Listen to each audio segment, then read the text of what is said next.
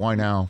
Retiring? Why now for you? Well, yeah, I just felt for several years that 55 years of doing NBA basketball would do it. And I found that the pandemic, although it was terrible to see, what happened throughout the country, throughout the world in terms of people getting sick, people dying, obviously. But my family and I, we were fortunate in New York, where it actually is pretty good right now. And I found the pandemic was like a rehearsal for retirement. I enjoy reading. I became Mr. TV binger. I haven't had that opportunity probably ever. Working out, spending time with my family, all that good stuff. And I kind of enjoyed it. And I think when you hit 80, you got to start thinking about stuff like that. And, we certainly will take some trips. And we have a place in Florida, so we'll be down there. So I'm looking forward to it. I'm sure that when late October, early November rolls around, there will be aspects of it that I miss.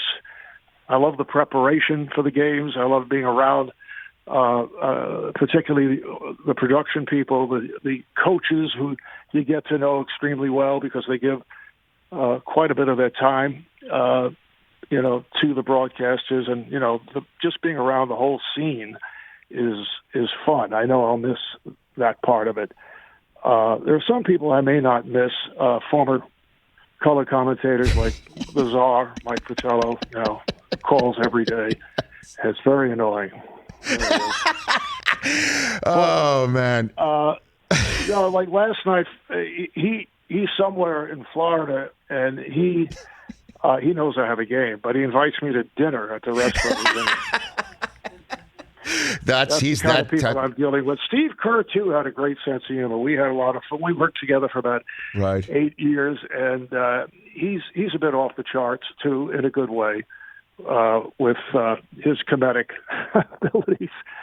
So, you miss that kind of stuff, but I'm sure I'll be talking to all these people anyway. Sure. Just not at games. So all. I am mandated to ask you, Marv Albert, what does Marv Albert binge watch? What television shows are you binge watching, Marv? What do you got? I think I saw everything because people keep telling me about new shows. And, from Ozark, Justified, it was a great Israeli show, Whad'ya. I ended up watching a lot of French and English shows with subtitles, of course. There's one called Call My Agent that, Rich, I would recommend to you. Very good. What, did Frederick Weiss suggest that one, Marv? That French? Yes, that was a French show. Yeah, that was very funny. Better Call Saul, I enjoyed. Okay. It goes on recent ones. Mara of Eastwood. Okay. What else? Another one I'd highly recommend, Godfather of Harlem with Forrest. Yes, on Epics, yeah. Forrest Whitaker. Yeah. Okay, very good. Forrest Whitaker, right, yeah. Right. There are so many good ones on right now. I like Ted Lasso.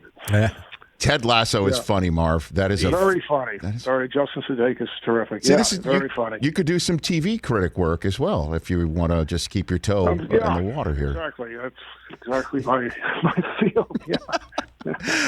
Oh, Marv Albert here on the Rich Eisen Show in between games 1 and 2 of the Eastern Conference Finals. What was it like for you to get that standing ovation in Brooklyn, Marv, with the New York fans? I was so surprised. It was, so nice that they did that.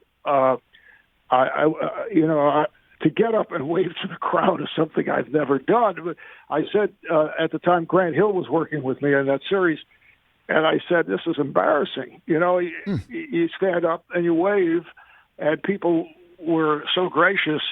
It really touched me. I've never had that. You see players getting those type of responses and ovations, but it was really nice because they put stuff up on a board, and Grant is saying, watch the board up above. And I had no idea what he's talking about, So, yeah, it was a very nice gesture. Well, it was. It's a necessary gesture, Marv. I know you're being humble, but it is a necessary gesture.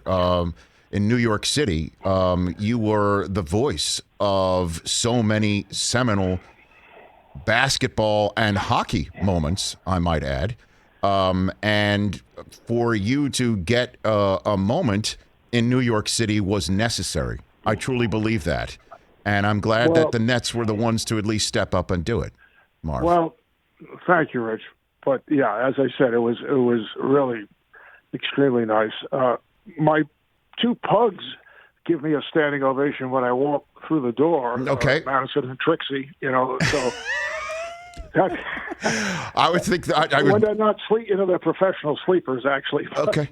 Madison and Trixie, I would go. What about Kiki and Vandaway? That didn't ever came across. Or Coco. No, that's okay. That's not a bad idea. I don't know if Kiki Vandaway Marv appreciated that, but yeah. Hey, you watched all the way to the end. Thanks for that. Watch more right here.